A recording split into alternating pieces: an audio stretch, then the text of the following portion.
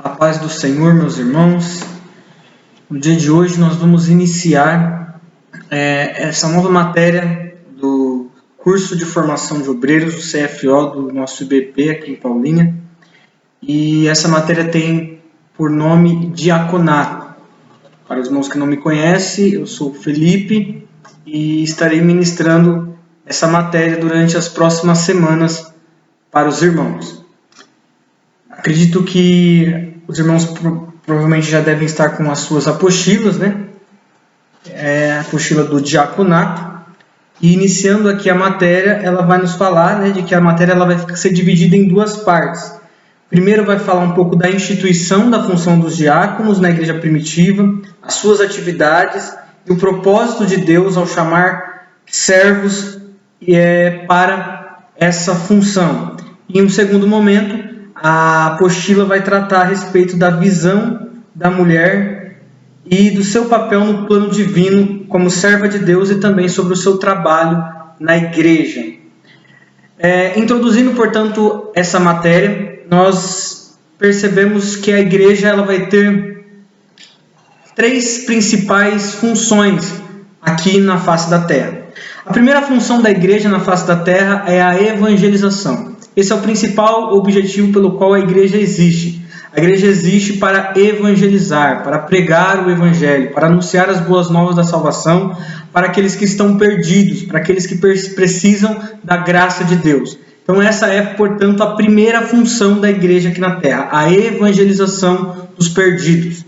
O segundo objetivo da igreja, a segunda área da igreja que ela precisa atuar, está relacionado à educação religiosa, ou aquilo que nós podemos dizer, que podemos chamar de discipulado, que é aquelas pessoas que vêm à igreja, aquelas pessoas que se convertem. Essas pessoas precisam agora ser ensinadas as doutrinas bíblicas dentro da palavra de Deus, em como ela deve viver, em como ela deve se portar, e em como essas doutrinas bíblicas vão mudar a maneira delas agirem e viverem dentro da sociedade.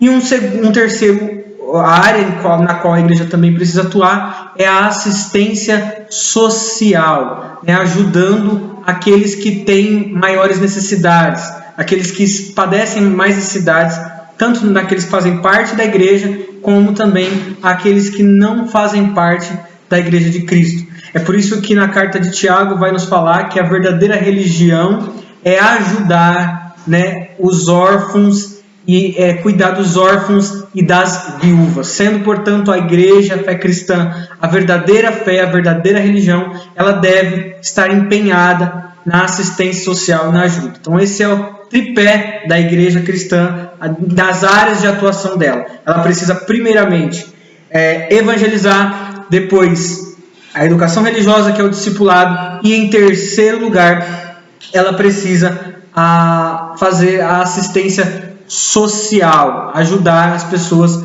mais necessitadas. Ao longo de toda a história da igreja, a igreja já existe há 2000 anos, são 2000 anos de história desde quando surgiu a igreja, os primeiros apóstolos. A igreja tem passado por várias mudanças e alterações que dizem respeito às épocas em que ela vive. É claro que a palavra de Deus ela é imutável, as doutrinas bíblicas elas são imutáveis, mas determinados costumes e tradições eles mudam com o tempo e é necessário que a igreja saiba se adaptar às realidades. E no momento em que nós vivemos hoje, a Igreja de Jesus Cristo ela é distribuída naquilo que nós chamamos de denominações.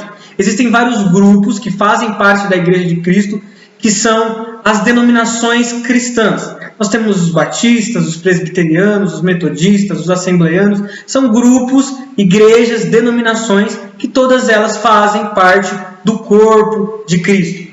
E sendo cada uma dessas igrejas parte do corpo de Cristo, elas, embora todas creem naquilo que é essencial da fé cristã, ela tem cada uma os seus próprios costumes e as suas próprias tradições. E há alguns pontos de divergência entre elas. E entre os pontos divergentes entre essas denominações evangélicas está o fato de um modelo de governo a ser seguido, um modelo de governo que elas buscam estabelecer para governar a igreja. E a nossa apostila ela vai revelar aqui pelo menos 3 tipos de modelo de governo. o primeiro modelo de governo que nos é mostrado aqui é o modelo episcopal, que é o modelo de governo onde o pastor, o líder da igreja, ou o bispo, dependendo da denominação, é aquele que tem a última palavra nas decisões da igreja, decisões administrativas, decisões financeiras, bem como na disciplina de membros, na exclusão de membros. Embora, claro, ele possa ter pessoas que o aconselham, ele possa ter pessoas que o ajudam, a última palavra é do líder da igreja. A autoridade do pastor e do bispo no modelo episcopal é muito maior e é ele quem toma no final todas as decisões, embora ele possa ter pessoas que o ajudem e o aconselhem.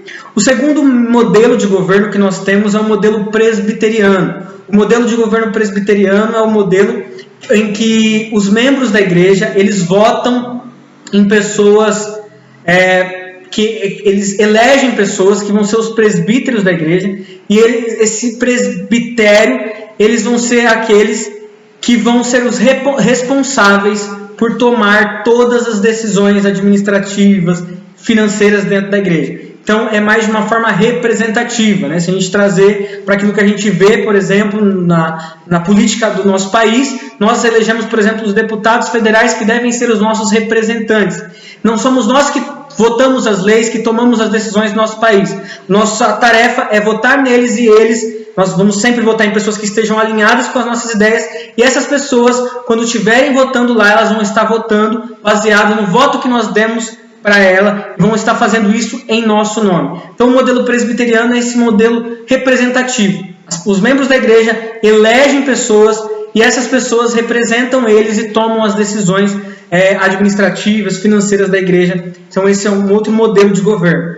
E um terceiro modelo de governo é o modelo de governo congregacional. O modelo de governo de igreja congregacional é aquele que está em que os próprios membros da igreja, membros em comunhão com a igreja, eles se reúnem em assembleia e juntos eles votam democraticamente naquelas que devem ser as decisões que eles acham as mais plausíveis para a igreja. Então, todos os problemas, as dificuldades que existem na igreja são decididas a partir de uma assembleia com todos os membros da igreja em comunhão. E aí, se é votado nessas assembleias, e aquilo que a maioria decide é aquilo que, portanto, é estabelecido. Então, esses são os três principais modelos de governo dentro das denominações evangélicas que nós temos hoje. Existem igrejas que são de determinado modelo, outras são de outro modelo, podem mesclar entre um e outro, mas esses são os três principais modelos. Eles podem variar de acordo com a localização geográfica, com a cultura, com a etnia, né? Em cada lugar, em cada região, um modelo de governo pode ser melhor aplicado dentro de determinada igreja local. Mas as denominações geralmente seguem um ou outro modelo. Essa, portanto, são as divergências que existem, né? A apostila vai continuar falando sobre a vida comunal da igreja, né? Da igreja primitiva. A igreja primitiva, ela vivia, né? Nós lemos lá no livro de Atos que Jesus Cristo ele é assunto aos céus, e ele ali, a partir dali, faz a promessa da sua segunda vinda e também do derramamento do Espírito Santo. E então aqueles irmãos, ele diz para que aqueles irmãos ficassem em Jerusalém até que eles fossem revestidos do poder de Deus. E aqueles irmãos ficam em Jerusalém até que o Espírito Santo desce sobre eles são revestidos do poder de Deus. E ali a palavra de Deus diz que Pedro se levanta e começa a pregar o evangelho com autoridade. E ali mais de 3.000 almas se convertem ao evangelho. Portanto, a igreja primitiva ela experimenta um grande despertamento e avivamento espiritual. O que faz que cresça o número dos discípulos, cresça-se o número dos membros daquela igreja. Porém, a palavra de Deus vai dizer que aqueles irmãos eles eram tinham tudo em comum. Eles estavam juntos no partir do pão, estavam juntos na comunhão, na doutrina dos apóstolos, nas orações, e eles tinham tudo em comum. De modo que a palavra de Deus diz que alguns irmãos vendiam as suas propriedades e colocavam o dinheiro aos pés dos apóstolos, que repartia de acordo com a necessidade de cada um. Portanto, aquela igreja primitiva era uma igreja extremamente unida, de modo que tudo que pertencia a um também pertencia a outro, tudo lhes era comum naquela igreja. E é interessante porque a igreja primitiva, assim como a igreja dos nossos dias, ela é composta por pessoas de várias classes sociais. Essa que é a beleza da igreja de Cristo. A igreja de Jesus, ela é composta tanto por pessoas ricas, por pessoas abastadas, com boa condição financeira, mas a igreja do Senhor Jesus Cristo também é composta por pessoas que são pobres, que passam necessidades e que estão muitas vezes à margem da sociedade. A igreja abriga pessoas tanto intelectuais como também analfabetos. E dentro da igreja de Jesus Cristo não há diferenciação entre eles. A igreja é o lugar onde o patrão e o empregado podem sentar-se um ao lado do outro e devem ser tratados da mesma maneira, porque diante da graça do Senhor Jesus Cristo, todos nós somos igualados, nós somos o mesmo, né? Toda barreira é quebrada. Por isso que Paulo vai dizer que em Cristo não há mais servo, não há mais livre, não há mais homem, não há mais mulher. Em Cristo não há mais judeu nem grego, porque Cristo é tudo em todos. Então, dentro da igreja há vários tipos de classes sociais. E não era de forma diferente dentro da igreja primitiva. Haviam, portanto, pessoas que tinham condições financeiras boas, mas haviam muitas pessoas que padeciam necessidades. Entre eles, órfãos, viúvas e os pobres que haviam naquela igreja. E entre as funções dos apóstolos, além do fato deles cuidarem da espiritualidade daquele povo, eles também cuidavam da questão das ações sociais, como o servir à mesa. Era eles que eram responsáveis por ajudar essas pessoas que tinham uma condição social inferior aos outros. A igreja de Jerusalém, ela muito provavelmente ela foi baseada na estrutura e no modelo judaico das sinagogas. As funções, a organização da igreja foi baseada naquilo que os apóstolos já tinham como base anterior, daquilo que eles viam entre os judeus, principalmente nas sinagogas que existiam. As sinagogas, provavelmente elas surgiram ali no período do que o povo de Judá, eles foram cativeiros no Império Babilônico.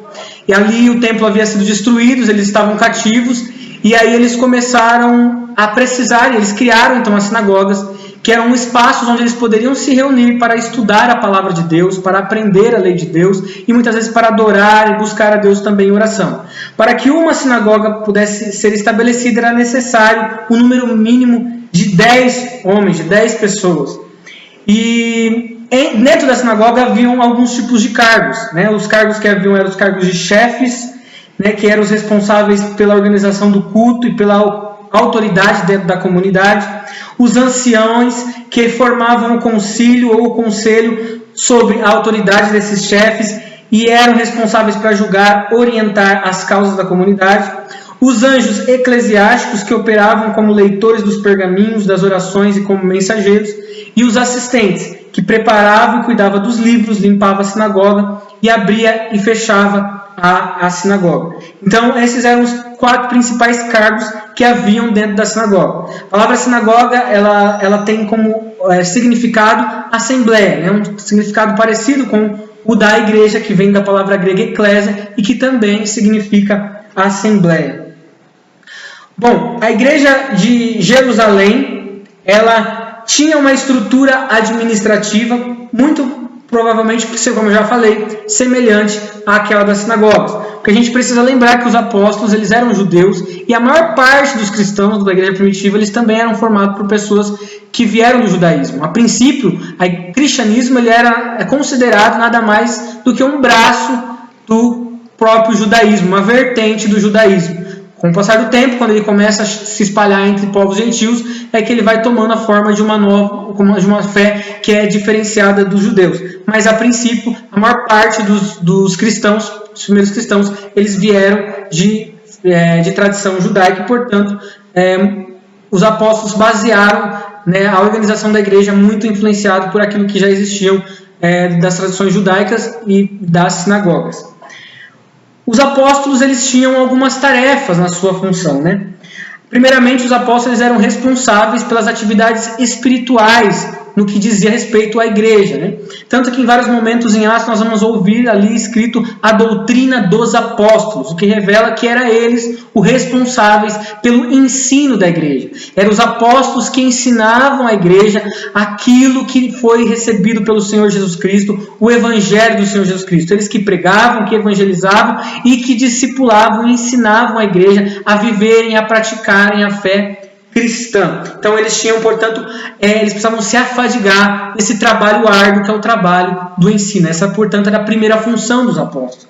Mas uma segunda função dos apóstolos era também o fato de que eles também cuidavam da parte assistencial da igreja. E a gente percebe isso quando os textos ali de Atos vai dizer que tudo era vendido e colocado aos pés dos apóstolos. Se eram colocados aos pés deles, significa que eles eram responsáveis por distribuir aquilo que era colocado ali, aquele dinheiro, aquelas fazendas, entre as pessoas mais necessitadas. Então eles tinham a função da questão espiritual, mas também cuidavam da questão assistencial dos cristãos da igreja primitiva. A questão é que eles começaram a ficar com muitas funções, com muitas tarefas, e isso começou a sobrecarregar os apóstolos, de modo que eles não estavam conseguindo executar as duas coisas de forma com a mesma qualidade, né? Eles estavam sobrecarregados. A gente precisa lembrar aqui que a igreja estava em um crescimento exponencial. Ali em Atos capítulo 2 vai dizer que mais de 3.000 irmãos creram na mensagem do apóstolo Pedro e foram colocados dentro da igreja. Depois fala de mais 5.000 pessoas que também se converteram. Então era um número muito grande de pessoas. Então dá para a gente ter uma noção de como era trabalhoso para os apóstolos ter que ensinar aquele povo, e além de ensinar aquele povo, também precisava distribuir e fazer ali o servir as mesas, a assistência social para aqueles que padeciam mais necessidade. Portanto, eles começaram a ficar com um acúmulo de funções. E então aí surge-se a necessidade da instituição dos apóstolos, que está aqui na página 11 da apostila, que fala a igreja primitiva e a instituição dos apóstolos. O ofício do diaconato não foi algo inventado pelos apóstolos, mas foi orientado pelo Espírito Santo, né? Eles criaram isso pela necessidade que tinham devido ao acúmulo de funções que eles estavam, portanto, sobrecarregados. E isso vai ser relatado por Lucas no livro de Atos, no capítulo 6. O irmão que estiver aí estudando em sua casa, abre comigo lá no livro de Atos, no capítulo de número 6. Atos, capítulo de número 6. Diz assim: Ora, naqueles dias, crescendo o número dos discípulos, houve uma murmuração dos gregos contra os hebreus, porque as suas viúvas eram desprezadas no ministério cotidiano. E os 12, convocando a multidão dos discípulos, disseram: Não é razoável que nós deixemos a palavra de Deus e servamos as mesas. Escolhei, pois, irmãos, dentre vós, 7 varões de boa reputação, cheios do Espírito Santo e de sabedoria, aos quais constituamos sobre este importante negócio. Mas nós perseveraremos na oração e no ministério da palavra. E este pareceu contentor a toda a multidão, e elegeram Estevão, um homem cheio de fé e do Espírito Santo, e Filipe, e Prócoro, e Nicanor, e Timão, e Parmenas, e Nicolau, prosélito de Antioquia. E os apresentaram ante os apóstolos, e este, orando, lhes impuseram as mãos. Então, a partir aí da necessidade que houve, devido à sobrecarga o acúmulo de funções que estava sobre os apóstolos, eles tiveram a necessidade de criar o ministério do diaconato, claro, sempre orientado pelo Espírito Santo de Deus. A palavra de Deus vai dizer que eles foram razoáveis, ou seja, eles usaram a razão, eles fizeram uma avaliação, eles não criaram isso por impulso, mas eles pensaram, raciocinaram, usaram sua inteligência, sua sabedoria, claro, direcionado por Cristo e pelo Espírito Santo, e tomaram a decisão e viram que o melhor a ser feito seriam levantar pessoas que ficassem responsáveis para servir as mesas. Estava aqui, portanto, havendo um problema ali na igreja, já que estavam se negligenciando esse serviço às viúvas gregas, em detrimento as viúvas hebreias estavam sendo servidas, mas as gregas estavam muitas vezes sendo esquecidas, muito provavelmente por causa do acúmulo de funções e do fato de não conseguir fazer tudo da melhor forma possível. E isso de maneira nenhuma, os apóstolos estavam tratando servir as mesas como uma função secundária ou menos importante, né? que a apostila vai falar aqui sobre a importância das ações. Tanto o ministério da palavra, do ensino, da pregação é importante, como também o ministério da assistência social. As duas coisas têm a sua importância e precisam ser feitas com qualidade dentro da igreja. O fato dos apóstolos separarem homens para estas funções é de que eles sabiam de que eles não estavam conseguindo executá-las da melhor forma possível. Quando nós ficamos sobrecarregados com algo, nós ou não vamos conseguir fazer tudo, ou vamos fazer tudo, mas de uma qualidade inferior àquela realmente que deveria ser feita. Então, a necessidade que houve, né, de colocar isso era o fato de que tanto uma coisa quanto a outra era importante. Tanto a pregação da palavra precisaria ser feita com qualidade, e por isso eles vão se dedicar a isso, como também a distribuição do serviço, servir as mesas, precisava ser feito da melhor forma possível. As duas coisas, portanto, tinham a mesma importância e por isso precisavam de pessoas específicas dedicadas a cada um desse tipo de trabalho. E então eles implementam essa nova função, que ela é implementada de forma como um ministério cotidiano, portanto não era algo que ia ser feito uma vez ou outra, mas era algo que deveria ser feito de forma cotidiana dentro da igreja. O ministério do diaconato, ele precisaria ser algo cotidiano e não apenas algo esporádico que seria feito. Qual que é o significado então do termo diácono, né? Do diaconato, da palavra do diácono? Ela vem do grego diáconos e ela significa aquele que é ministro, que é servo ou mensageiro, né? Diácono no sentido geral é aquele que está à disposição para servir. Então, a palavra diácono está relacionado ao serviço, aquele que está pronto para receber uma ordem e executar um serviço.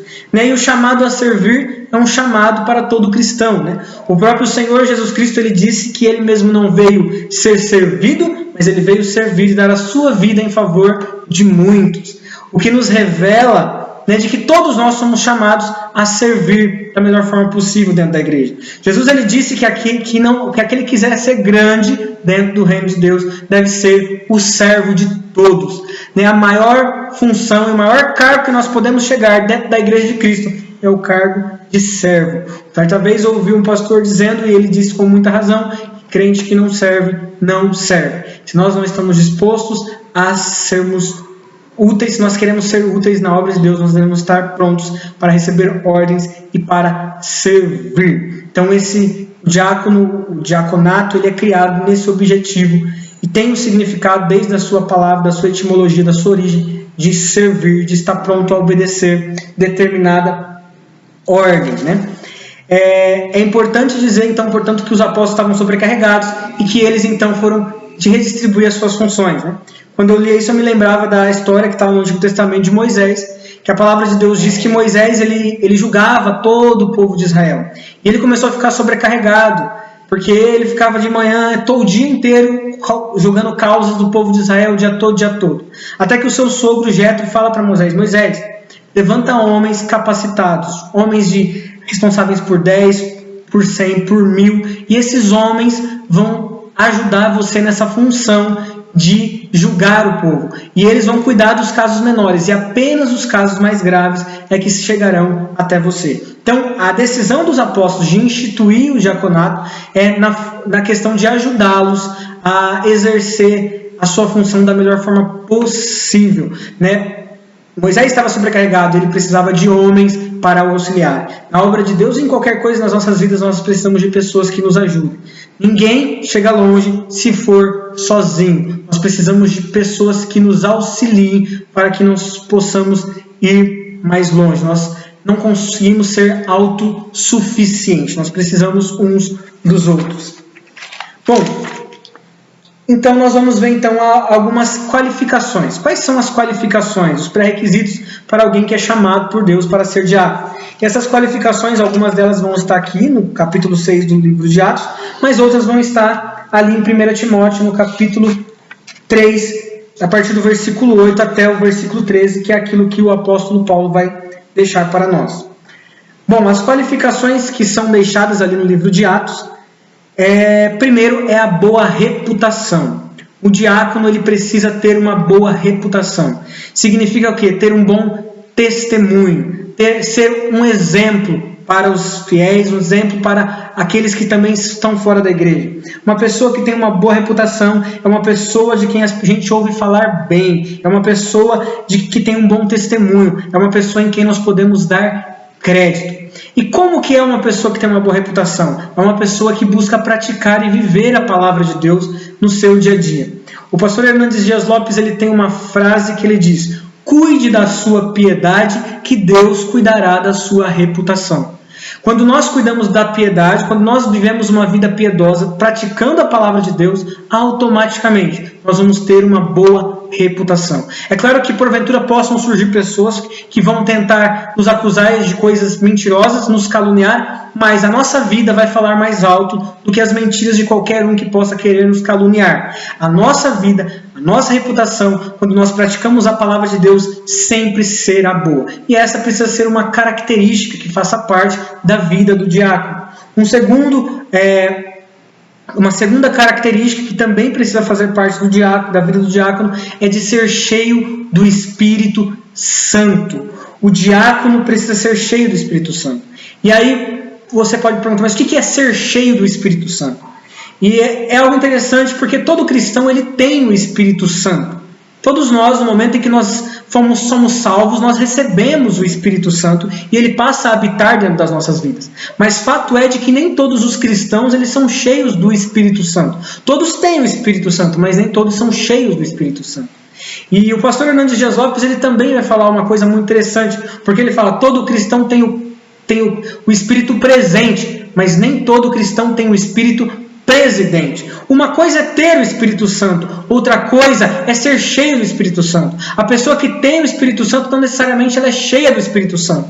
Ter o Espírito é uma coisa, mas ter ele como presidente é ser guiado, é ser controlado, é viver e praticar e ser guiado por aquilo que ele nos diz, daquilo que ele nos orienta. É ser controlado, é ser dominado pelo poder do Espírito Santo. É interessante que na carta de Paulo aos Efésios ele vai dizer: não vos embriagueis com o vinho em que há contenda, mas enchei-vos do Espírito Santo. Paulo está fazendo um contraponto entre a embriaguez com vinho e o ser cheio do Espírito Santo. E se ele está fazendo essa comparação é porque deve ter algo em comum entre as duas coisas. O que é uma pessoa que está embriagada? A pessoa embriagada é a pessoa que está sob o domínio do álcool. Muitas pessoas embriagadas fazem coisas e tomam atitudes que em sã consciência elas nunca tomariam. São coisas que ela faz por causa do efeito do álcool que está sobre a vida delas. Então elas não agem mais por si mesmas, mas elas agem de acordo com o efeito do álcool. A pessoa que é cheia do Espírito Santo, ela está sob o domínio do Espírito Santo, a influência do Espírito Santo, de modo que ela já não age mais pela sua própria vontade, ela já não faz mais aquilo que ela mesma quer, mas ela age agora de acordo com a orientação do poder do Espírito Santo, porque ela está cheia dele e ele a guia, a orienta naquilo que ela deve fazer. Então isso é ser cheio do Espírito Santo. E o diácono ele precisa ter uma vida cheia do Espírito Santo, precisa ser controlado pelo Espírito Santo. Depois fala sobre ser cheio de sabedoria. E sabedoria é algo que está relacionado o temor a Deus e a obediência à sua palavra. Nós somos sábios quando nós praticamos a palavra de Deus e quando nós tememos a Deus. E além disso, a sabedoria está relacionada à maturidade, aquilo que nós aprendemos com a nossa experiência com Deus, com a nossa vida cristã no dia a dia. O diácono, portanto, precisa ser alguém que tem sabedoria, que sabe como agir, baseado naquilo que ele adquiriu, da sua experiência com Deus, da sua vida cristã, e foi aprendendo e foi se aperfeiçoando, como também a partir do fato de que ele teme a Deus e de que ele busca praticar a palavra de Deus, e por isso ele tem o princípio da sabedoria, a sabedoria de Deus está sobre a vida dele. E depois mais um atributo, uma qualificação do diácono é ser cheio de fé, que está relacionado a ser cheio do Espírito Santo. Ele age mediante a fé. Ele faz as coisas dentro da igreja pela fé. Ele não faz com outro objetivo senão a fé no seu Salvador. O objetivo dele e tudo que ele faz é pela fé no Senhor Jesus Cristo e não para se vangloriar ou para aparecer, mas pela fé depositado na pessoa de Cristo, e por isso ele se coloca na posição de servo. E o último qualificação que está no livro de Atos é também preparado para o serviço, que diz respeito não somente àquela preparação que Deus dá, Deus capacita pessoas, né, de forma às vezes sobrenatural, mas Deus também capacita pessoas de formas naturais, através de leituras, através de instruções que recebem do pastor, do líder dos diáconos, né, através de cursos como esse que nós estamos aqui fazendo do CFO. São maneiras pela qual nós estamos preparados para o serviço. O diácono, ele vai sendo preparado através daquilo que ele aprende com o seu pastor, que ele aprende e obedece às ordenanças do seu líder, do líder dos diáconos, e também a partir daquilo que ele estuda, que ele lê e que ele cresce na fé, que ele faz cursos para se aperfeiçoar e se tornar então o melhor obreiro e o melhor diácono. Bom, essas são algumas das qualificações que estão ali reveladas no livro de Atos. Mas o apóstolo Paulo, ele também vai deixar algumas qualificações na sua carta, na sua primeira carta a Timóteo, no capítulo de número 3, os versículos 8 a 13. Se os irmãos puderem, abrem também e leem comigo. Da mesma sorte, os diáconos sejam honestos, não de língua dobre, não dados a muito vinho, não cobiçosos, de torpe ganância, guardando o mistério da fé em uma pura consciência. E também estes sejam primeiro provados, depois sirvam se forem irrepreensíveis. Da mesma sorte, as mulheres sejam honestas, não maldizentes, sóbrias e fiéis em tudo.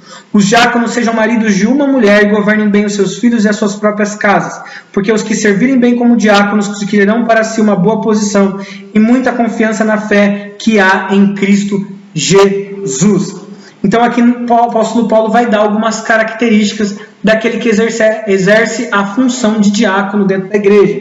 E a primeira exigência, né, que o apóstolo Paulo fala é de algumas coisas que o diácono não deve ter. Ele não deve ser um homem de língua dobre, ou seja, uma pessoa que tem duas falas, que para um ela fala uma coisa e para outra ela fala outra coisa. Isso é uma pessoa de língua dobre, uma pessoa não confiável, né? Uma pessoa que fala uma coisa para uma pessoa, mas fala outra coisa para outra pessoa. E aí a gente não sabe exatamente com qual das duas ela foi sincera, ou se na verdade ela mentiu para as duas e o que ela pensa na verdade é uma terceira coisa. É uma pessoa em quem nós não podemos confiar, em quem nós não podemos depositar confiança. Não é uma pessoa que tem credibilidade, que é honesta. O diácono, ele precisa ser uma pessoa em quem nós podemos confiar, uma pessoa que tem palavra, uma pessoa que sabe o que fala e que cumpre aquilo que diz. Né? Porque muitas vezes o diácono ele vai lidar com as questões principalmente materiais da igreja, ele vai poder lidar com dinheiro, lidar com coisas que tem algum tipo de valor, na questão de assistência social e tantas outras coisas. E se ele for uma pessoa não confiável, uma pessoa em quem nós não podemos depositar a confiança, ele muito provavelmente poderá desviar esses recursos que estão dentro da igreja. Por isso que há necessidade de ele ser uma pessoa não de língua dobre, mas uma pessoa de palavra, uma pessoa honesta, uma pessoa que nós podemos confiar. Segundo coisa que o diácono não pode ter ele deve se abster do alcoolismo, ele não pode ter nenhum tipo de vício, principalmente do álcool, né? O apóstolo Paulo fala, dado a muito vinho. A pessoa que tem algum tipo de vício, ela é dominada por aquele vício e ela age mais por impulso e pelas suas próprias vontades do que propriamente dito pela direção de Deus. Então é um contraponto até com o ser cheio do Espírito Santo. Então o diácono ele não pode ser um viciado em absolutamente nada, mas ele precisa ser liberto pelo Senhor Jesus Cristo, por isso ele deve se abster do álcool, né? Porque ele precisa dar um bom testemunho dentro da igreja e também dentro da sociedade. Ele não pode se cobiçar por torpe ganância.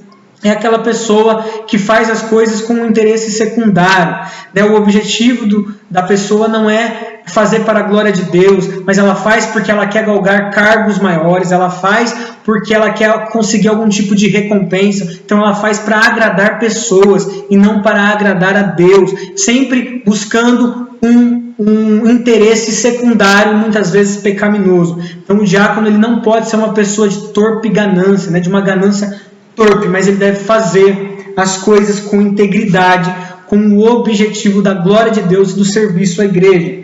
Ele deve também ser um homem de uma só mulher, marido de uma só mulher, o que revela que o diácono ele não pode ser um adúltero, né? Ele não pode ser um homem adúltero, porque se um homem ele não tem o respeito pela própria esposa, se ele tem a capacidade de trair o respeito da esposa e dos filhos, porque alguém que é adúltero, ele não apenas desrespeita a esposa, mas respeita toda a sua família, ele desrespeita os seus filhos. Se ele não tem capacidade de ser fiel à sua própria família, de ser fiel à sua própria esposa, será que ele vai ter capacidade de servir e ser fiel dentro da igreja? É por isso que ele precisa ser, portanto, um homem fiel, dar um bom testemunho, não ser marido, ser marido de uma só mulher e não ser um homem adúltero, né? Ele precisa ser líder da sua própria família, né?